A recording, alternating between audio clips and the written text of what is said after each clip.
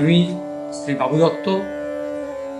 এবছর আমরা হরিনাভি সার্বজনীন দুর্গোৎসব কমিটি বেশালীপাড়ার দায়িত্ব পেয়েছি। প্রথমেই কমিটিকে আমরা ধন্যবাদ জানাই আমাদের উপর আস্থা রাখার জন্য, এই পুজোর কাজের জন্য। এবার যে বিষয়টা আমরা উপস্থাপনা করতে যাচ্ছি তার নাম হচ্ছে ঝরকা। ঝরকা রাজস্থানী একটি নাম। রাজস্থানের যে হাভেলি হতো, সে হাভেলির যে জানলা হতো তাকে ঝরকা বলা হয়।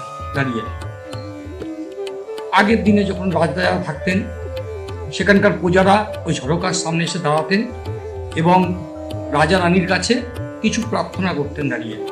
রাজা রানী ঝরকার পিছনে থাকতেন এবং সেখান থেকে তারা তাদের প্রার্থনা শুনে তাদেরকে যা যা দেবার বা যা যা করার সেটা করতেন বা আশীর্বাদ দিতেন দাঁড়িয়ে। আমরা এখানে এখন আর রাজা রানী নেই।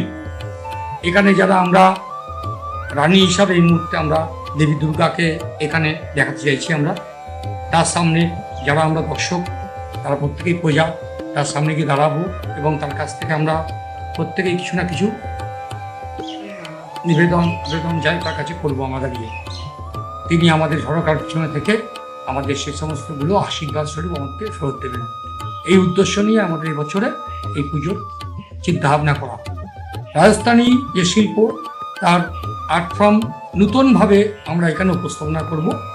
বাকিটা সব আপনারা যখন উপস্থিত হবেন মণ্ডপে, তখন দেখতে পারবেন আপনারা যে আমরা কীভাবে টোটাল কাজটা উপস্থাপনা করেছি।